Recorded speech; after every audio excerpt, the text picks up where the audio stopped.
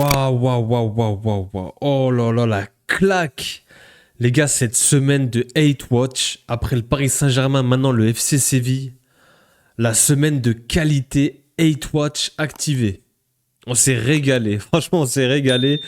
Après le 2-1, le Barça se fait éclater à Séville, au stade de Ramon Sanchez Pizjuán, dans le four, hein, sous 35 degrés. Je pense que la plupart des joueurs, ils étaient sous insolation, ils n'ont pas tenu la chaleur. Le four que c'était un enfer. Et la première mi-temps, les gars, j'ai rarement vu un Barça aussi éclaté et se faire rouler dessus. Vraiment. Parce que les gars, en vrai, on peut dire ce qu'on veut, on peut se moquer du Barça. Ils sont en difficulté, ils ont des absents. Physiquement, on voit que ça pêche. Mais pourquoi on dit ça aussi? C'est pourquoi on est tous surpris. C'est que, faut pas oublier quand même, ce Barça, les gars, en 2025, c'est 4 défaites. Hein. C'est 4 ou 5 défaites. Donc, on peut leur tomber dessus, mais on peut aussi dire les faits. C'est 4 ou 5 défaites seulement. Là, ils ont des absents. Et je pense que physiquement, ça commence vraiment à pêcher. Ça commence à être compliqué parce que Flick, on a beau dire ce qu'on veut, les gars, son jeu. Alors, pour moi, c'est un jeu kamikaze, hein, avec cette ligne haute là. Et tu sais que lui, il va mourir avec ses idées. Il va foncer dans le mur comme ça, quitte à soit tout prendre, soit tout perdre. C'est la mentalité allemande. C'est la Dutch Qualität. Mais plus sérieusement, c'est un jeu qui est très énergivore. Ça demande énormément d'énergie et tu puises dans tes réserves et à un moment donné, parce qu'en plus, ce fait de jouer très haut, cette ligne haute, t'es obligé de presser pour que ça marche. L'un va pas sans l'autre.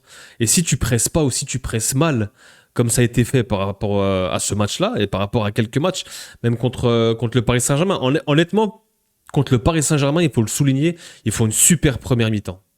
Ils donnent tout en première mi-temps, ils s'éteignent en seconde parce que tu peux pas tenir.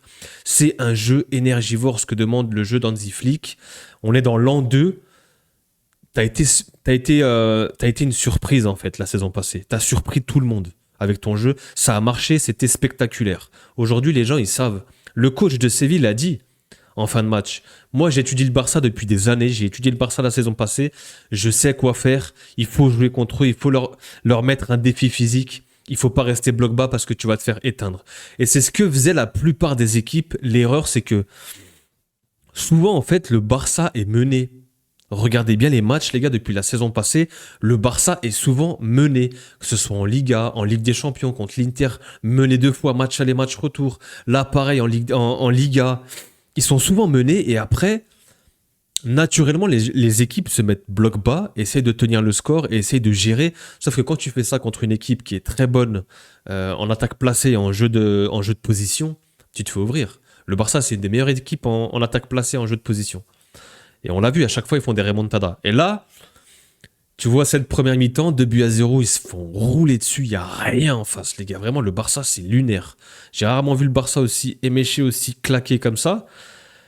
Et ils arrivent quand même à mettre ce but. Et souvent, la lumière, elle vient de Yamal. Parce que clairement, les gars, qu'on se le dise, il y a une Yamal dépendance. Même contre le PSG, tous les moments de lumière et les actions dangereuses, ça venait de Lamine. Les extérieurs du pied, les dribbles, chaloupés, c'est lui qui faisait la différence, qui allumait la lumière et qui l'éteignait. Il y a un autre joueur aussi, qu'on se le dise, les gars, c'est Pedri. Mais il y a que lui qui ressort du lot, en fait, à chaque fois. Même dans cette mascarade-là, ce vieux match de tocard, il y a que lui qui est encore là, qui essaie de respirer, de donner de l'oxygène à son équipe.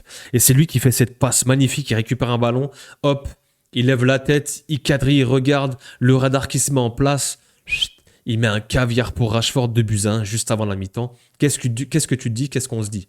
Ok, le Barça va revenir comme d'habitude. Ça va être une remontada. Ils ont l'habitude d'être menés, ils reviennent à chaque fois. Ils ont tellement un gros volume d'occasion et une force offensive qui vont revenir. Et pour le coup, Rashford fait plutôt un bon match. C'est un des seuls avec Pedri, même si en deuxième période, Pedri s'est éteint aussi parce qu'il peut pas tout faire. Ça presse pas devant, t'as Papy Bébert. Bébert, on va revenir sur toi après. Qui court plus. Ferran, il fait ce qu'il peut. Olmo, les gars, c'est fantomatique, c'est cataclysmique. Il est claqué. Vous avez beau me dire ce que vous voulez, il est claqué, le mec. Il sert à rien sur le terrain. Fermin, il est pas là, il est blessé. Lamine, il est blessé. Rafinha, il est blessé. C'est là, en fait, où tu dois avoir un Olmo qui lève la tête et qui lui aussi doit être décisif et porter cette équipe offensivement.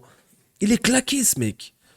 Je vous l'ai dit dans le débrief face au PSG, là c'est pareil, il sert absolument à rien. Et si t'as pas un Pedri qui fait tout, parce que même De Jong aujourd'hui, je suis désolé, De Jong, il avait pas mis sa crème solaire. De Jong n'a pas mis sa crème solaire, il a pris un gros coup de soleil dans l'enfer de Ramon Sanchez Pizjuan. Il en pouvait plus, il voyait double. Pedri De Jong, les gars, d'habitude, les gars, ça joue au football. Et là, Pedri, fidèle à lui-même, honnêtement, Pedri, fidèle à lui-même, mais il est tout seul. Et t'as un De Jong qui est cata aussi. Mais c'est un naufrage collectif. C'est un naufrage collectif et voilà, t'es mené de buts à 1. En vrai, t'as les occasions pour revenir. C'est ça le pire, c'est que même dans ta prestation qui est cataclysmique, t'as ce penalty qui, pour moi, en vrai, je pense que je suis pas sûr, j'ai pas revu les images, mais il me semble que la faute, elle est à l'entrée de la surface. Elle se finit dedans, mais le premier contact est à l'entrée. En soi, normalement, moi, je pense qu'il y a coup franc. Pour moi, en tout cas. Bref, il y a péno, pourquoi pas. C'est pas scandale, pour moi, c'est vraiment la limite. Et Bébert qui se gère pas. Bébert qui se gère pas, qui fait ses petits sauts de cabri, qui s'arrête et qui tire à côté. Tu rates l'occasion de mettre le 2 buts partout, d'égaliser. Et là, si t'égalises, ça peut être un autre match, foncièrement. Derrière, en fait, les gars, Flick qui continue à jouer comme ça, c'est suicidaire. Moi, j'ai mon physio, c'est un supporter, un fan de Séville, c'est un pur Sévillan. Il est né là-bas. Il m'a dit, écoute, le début de saison de Séville est pas mal, mais jouer à Ramon Sanchez Pizjuan, c'est pas facile. C'est jamais facile de jouer là-bas, même si c'est une équipe qui est compliquée. Même les mauvaises années, là, il y a 2 3 ans, Séville était vraiment, après leur run en Europa League, après ils sont tombés un petit peu, il y a des joueurs qui sont partis, Koundé était là-bas aussi, ils ont perdu beaucoup de joueurs, il y a eu un down en fait. Mais même comme ça, aller jouer là-bas, c'est pas facile, c'est vraiment un terrain spécial. Il y a une certaine ambiance, cette chaleur, c'est un four en fait. Et là, en fait, bah, il s'est passé ce qui s'est passé. Et il me l'avait dit. Et pareil, j'ai un collègue du boulot, supporter du Barça, il me disait, ouais, nous, c'est notre philosophie. On joue tout pour l'attaque, c'est le spectacle. Nous, on s'en fout, c'est notre façon de jouer. C'est comme ça que ça a marché la saison passée. On joue très haut. C'est ça notre football, c'est assumer. Ok, bah assumez les gars. C'est sans cesse les mêmes buts, les gars. Sans arrêt, c'est les mêmes buts, c'est des tapines. Ça part sur les côtés. Parce qu'en fait, ils ont compris, les gens. La saison passée, t'étais une surprise. Aujourd'hui, les gens, ils s'adaptent, ils savent. T'as toujours cet attaquant, ce numéro 9 qui se met hors jeu. La défense monte. T'as la ligne haute qui s'aligne, mais qui s'aligne bizarrement parce qu'en fait aussi, Flick, va falloir trouver cette charnière à un moment donné. Tu fais quoi? Koubarsi, Araujo, Eric Garcia, Christensen, et on remélange. Et c'est Koubarsi avec Christensen. Et ensuite, peut-être pas, pourquoi pas remettre Koundé. Garcia, je le remets. C'est normal que ta ligne, elle est pas droite, gros. La saison passée, elle était tirée au laser. Là, gros, c'est une vague. Ta ligne, c'est une vague. Et franchement, sur le deuxième but, tu vois, Rojo qui couvre. Mais même combien d'occasions t'as subi à la mi-temps, il y a 4-0, c'est pareil. Il y a 4-1, c'est pareil. Vraiment, il y a 4-1, c'est pareil. C'est une dinguerie. T'avais Inigo, t'avais Koubarsi, t'avais vraiment cette ligne avec Baldé, Koundé, il l'avait bien, ça tenait bien et c'était souvent la même défense. Souvent. Là, il cherche encore sa défense. Un coup, je mets Araujo, un coup, je le mets pas. Mais c'est le capitaine. Pourquoi tu le mets pas? Un coup, tu le mets, un coup, tu le mets pas. C'est le capitaine. C'est quoi ce délire? Et regarde ce qu'il fait derrière. T'as l'attaquant de Séville qui est excentré, qui est absolument pas dangereux, et l'autre, il vient, il te fait double faute. Il te fait pas une faute, il te fait double faute. Il vient le choper par en haut, il le chope par en bas. Il lui fait une prise de catch. Il a rien dans le ciboulot, le frérot. Il a rien dans le cerveau. C'est une brutasse, en fait. Alors, c'est une brutasse. Il vient, il est là, il avait fait des bons matchs en vrai. On est un petit peu dans la culture de l'instant. Il avait fait des bons matchs contre Newcastle, etc. Mais gros, il déconnecte là. Il fait quoi? Il est pas dangereux, le mec. Pourquoi tu vas le tabasser comme ça? Et en haut et en bas, tu le tabasses doublement. C'est n'importe quoi. En deuxième période, t'as les occasions. Je crois que c'est qui? C'est Ronny Bardi qui rentre, le petit feu follet. Il a une occasion en entrée de surface. Il est au point de pénalty. Il fait une passe au gardien. T'as quand même subi. Tu te fais rouler dessus même en deuxième. Franchement, Séville fait son match. Ils n'étaient pas extraordinaires, mais ils ont compris. Ça passait sur les côtés, ils ont géré le hors-jeu, ils ont compris. Et le Barça, tant que tu vas jouer comme ça, tant que tu vas prendre des risques, tant que tu auras ce jeu suicidaire, tu vas subir de zinzin. Et si devant, t'as pas ton pressing, et t'as pas Yamal, t'as pas Rafinha qui te mettent des buts ou des passes D, tu vas aller nulle part. Tu vas aller nulle part. Et j'espère que Xabi Alonso, il retient bien ce qui se passe. Mets-moi un Valverde à droite, mets-moi un Carreras, Porsche Carreras à gauche, là. On prend les côtés. Bappé, mets-toi hors jeu, hop. Les autres, ils partent de derrière, ils sont pas hors jeu. Tapine. C'est tout le temps les mêmes buts, les gars. Ça part sur les côtés. Tu vois Koubarsi et Araujo qui reviennent, ils sont en galère. Petite passe dans l'axe, tapine. J'ai vu une compile tourner. Il y a eu combien de buts comme ça? C'est que des tapines, les gars. Et la saison passée, comme je dis, c'était une surprise. Et là, tu presses moins bien. T'as perdu Inigo. Les joueurs, j'ai l'impression, physiquement, ils sont cuits. Ils sont rôtis. Ouais, franchement, si tu continues à jouer comme ça avec ce jeu énergivore là, je sais pas où est-ce qu'ils vont aller. Tu pourras sûrement pas faire mieux que la saison passée parce que franchement, qu'on se le dise, comme j'ai dit, 2025, les gars, c'est 4 défaites, bah maintenant 5. C'est à louer quand même, hein. Le Barça est. Ok, là, ils sont sur 2 défaites d'affilée, c'est très très rare pour le souligner, mais quand même, ils font une année 2025 incroyable, il faut qu'on se le dise, les gars.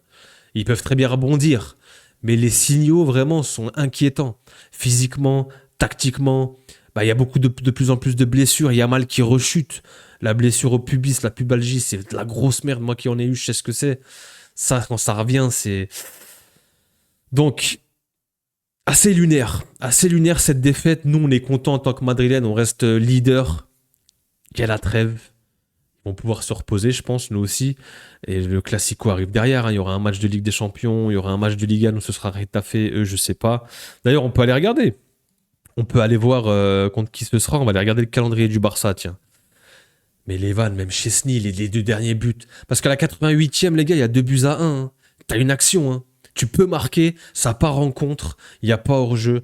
Et t'as Carmona qui arrive, il est complètement excentré. Chesney, il fait un droite-gauche, il anticipe le centre, je crois. Il revient, il se prend ce but avec ce sourire là. Il y a cette image qui tourne là, il est là, il tourne sa tête, il rigole, il prend ce but. C'est une singerie, les 2 Polonais là, ils ont du sang sur les mains. Chesney, Lewandowski, ils ont clairement du sang sur les mains. Et le dernier but, pareil, c'est encore une contre-attaque. Le Barça donne tout offensivement. Et tapine. Accord Adams qui vient, tapine, c'est terminé. Donc le Barça, c'est quoi les prochains matchs du Barça? Parce que là, 2 défaites, la hate watch est vraiment activée. On est bien. Bon, Girona, comme je dis, ce sera un 7-0. Olympiakos, tu peux te racheter. En vrai, ils ont 2 matchs à domicile en plus. Ils ont 2 matchs à domicile contre des pipes. Là, ils vont se mettre en confiance. Après, on verra hein, s'il y a les retours de Yamal, Rafinha, Firmine et tout, ça peut être chiant. Et après, bah, tu viens au Bernabéu, quoi. Ça va être tendax parce que même le Real, c'est pas extraordinaire. Tu gagnes. T'es là, t'es bien, t'es premier, mais c'est pas extraordinaire. T'es encore en rodage. C'est encore une ébauche, ce Real Madrid. C'est un brouillon encore. Mais ouais, ça va être intéressant. On verra comment le Barça va rebondir. La trêve arrive à point nommé pour eux. Et puis ensuite, bah, il y aura 2-3 matchs qui vont enchaîner et il y aura le Classico, quoi. En tout cas, voilà, ce sera tout pour ce débrief. Les gars, dites-moi en commentaire ce que vous avez pensé, vous, de cette débâcle. Qu'est-ce qui se passe avec le Barça? Est-ce que c'est physique? Est-ce que c'est tactique? Est-ce que c'est mental? Est-ce que c'est Flick qui commence à... qui fait pas les bons choix et qui en demande trop à ses joueurs? Voilà, n'hésitez pas à venir dans l'espace commentaire, on échange. Et puis nous, on se revoit bah, très très vite pour de nouvelles vidéos. Prenez soin de vous, les gars. Peace!